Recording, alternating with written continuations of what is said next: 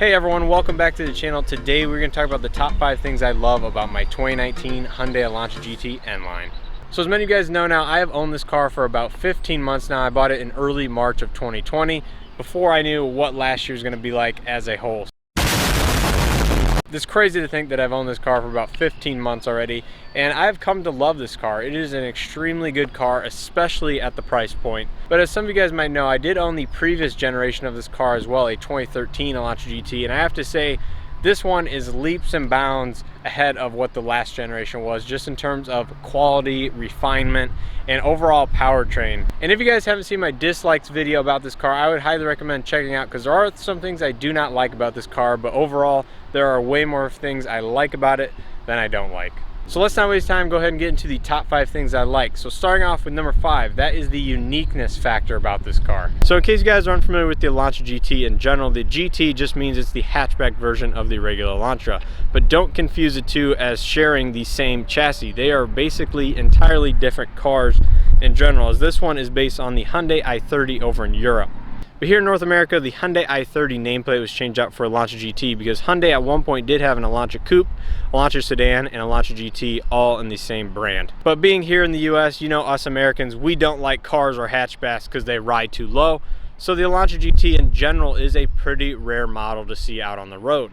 But being the Elantra GT N-Line, this one is even more rare than even the regular Elantra GT, which is already pretty rare, given that it got several performance enhancements over the base model, including independent rear suspension, the 1.6 liter turbo engine, stiffer spring rates front and rear, some design cues from the i30N overseas, and just a couple other minor enhancements. So what I'm getting at here is to see an Elantra GT N-Line on the road, it is probably more rare than a Corvette C8 or many exotic cars that are not a couple hundred that were built, because this car was limited to a couple thousand units per model year at the absolute most here in the US. From what I've seen, this car might have been sold in about 2,000 units per model year at the absolute most. So this car was out for 2 model years, the N-Line specifically 19 and 20. So I would say at most there's 4,000 of these driving around on US roadways, maybe less.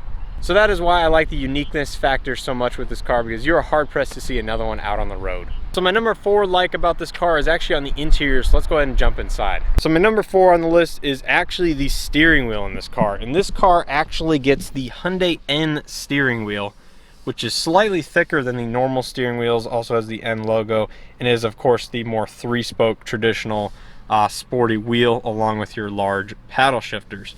Now, given that this was the first N-Line model sold in North America, this was the first car outside of the Veloster N to get this steering wheel, and I have to say it is a great steering wheel. It is the perfect thickness in your hands. The 9 and 3 grips are perfect. Like I said, it is thicker than the normal sport steering wheels of the past, and of course you get your nice N logo, red stitching, and nice beefy paddle shifters. It really feels like a high quality steering wheel altogether. My only complaint about it is just some of these controls can be a little small to feel overall, but really it is a great steering wheel. So coming back to my number 3 like about this car, and that is the lighting that comes on the Elantra GT N-Line. Now, in case you guys aren't familiar with this car, once again, the Elantra GT N-Line came standard with LED headlights and LED taillights. Now, the headlights up front here are tri-projectors. You have 2 LED low beam projectors, and the middle one is the LED high beam projector. And these are not the best LED projector headlights out there, but considering what you get on the base model and some of the other cars with the halogen projectors, these are a huge upgrade over those. Now, out back you did get a rear LED combination taillight, which has the LED brake light and running light here in the red section, and then you get the incandescent bulbs down below. But I changed those out for LEDs, so now they are a full LED setup. And I have to say, the LED setup on this car looks super mean at night with the running lights and everything like that. But just the fact that it is a full, or almost full, LED setup from the factory is why I like it so much. When it comes to lighting, OEM LED setups are typically pretty decent from the factory. So that is why it is my number 3rd like on this list. So my number 2 on this list is actually back on the interior, so let's go ahead and jump back inside. So number 2 on this list is actually just the overall usage and ergonomics here on the interior. Everything is laid out very well here, easy to access. You have your cup holders here, which I'm not a huge fan of the smaller rear one, but that aside, they're in good spot. You have your electronic parking brake, you have your heated and optional cooled seats with the tech package up here, drive mode selector, dual zone automatic climate control, right prominently here in the front and center. You have your 8-inch infotainment system. Some people don't like this tablet style, but again, I think it is very easy to use and easy to access. Of course, you have some of your controls here on the left side. Blind spot would be over here if you have it, as well as lane keep. Just overall, the interior is super easy to use and very ergonomical. And the thing I like the most about this car, and my number one on my list, is the value you get with this car. In terms of value, I'm not talking just about your features, even though that is pretty good. I'm talking about the overall performance and driving dynamics you get with the N-Line model in particular. So like I went over earlier in this video, the N-Line is not just an appearance package here on the Elantra GT. Now, I can't say that for some of the cars coming out like the Tucson. Now, this car gets the same 1.6-liter turbo and 7-speed dual clutch transmission that the sport models had previously, but it also gets new, stiffer springs front and rear, revised shock tuning. You get all the appearance stuff from the N. You get larger or smaller, however you want to look at it, front and rear sway bars. You get new engine mounts and transmission mounts, which are stiffer.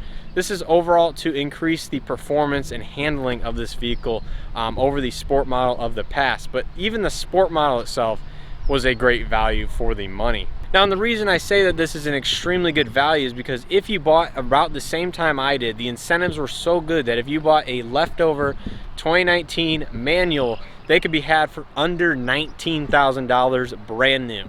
Now, and of course, the DCT was a little more expensive, but you could still get one of these, like seen behind me, for well under $20,000 as seen. So to me, you cannot beat the performance and just value of this vehicle for under $20,000. Like, I don't know what other vehicle for this price point gives you 200 horsepower, 200 foot-pounds of torque, LED headlights, leather heated seats, dual zone automatic climate control, the performance with the driving dynamics. Once again, I just don't know what other vehicle out there, even last year at this time with all the incentives, could come close to beating this for under $20,000. So those are the top 5 things I love about my Elantra GT N-Line, but of course I always have some honorable mentions to go over for you guys. So a couple of the honorable mentions are, I like the seats in this car. This car, as seen without the tech package, has 2 6-way adjustable front seats. Both seats are the same adjustments. You get height, sliding, and recline with the back.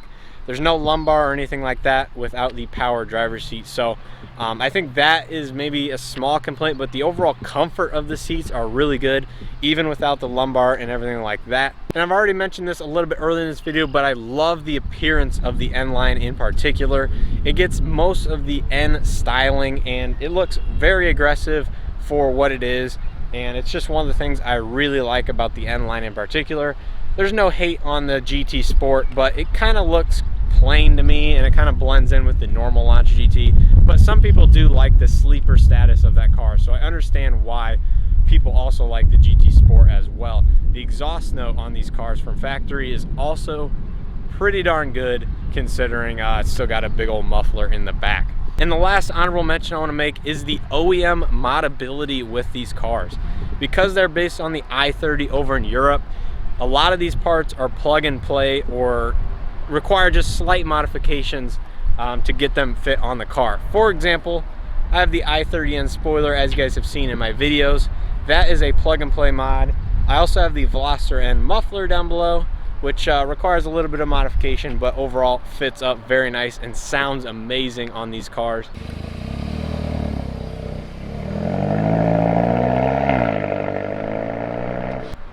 You also have, if you don't have LED taillights from the factory, those are plug and play.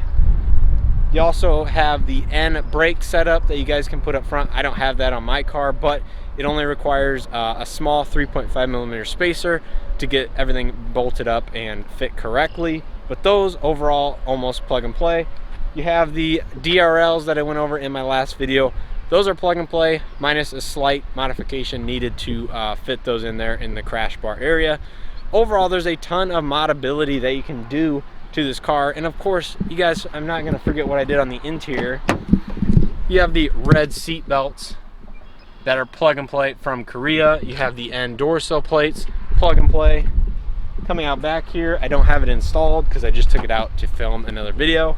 But I have the I-30N strut bar, which all it needs is 2 holes drilled in the back, rib nuts put in, and that is plug and play.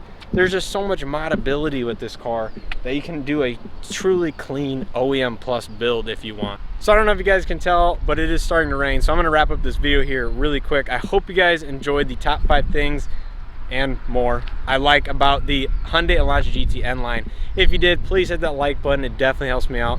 Also, let me know if you guys own one of these cars or have anything that you want to add in terms of what you guys really like about it. I want to hear them down in the comment section below. So make sure you add that. Also, check out some of the other videos on this car. Like I said, I have a dislikes video as well as a bunch of mod videos on this car. So if you guys are new to the channel, consider subscribing. I definitely appreciate it. And with all that being said, I'll see you guys in the next video.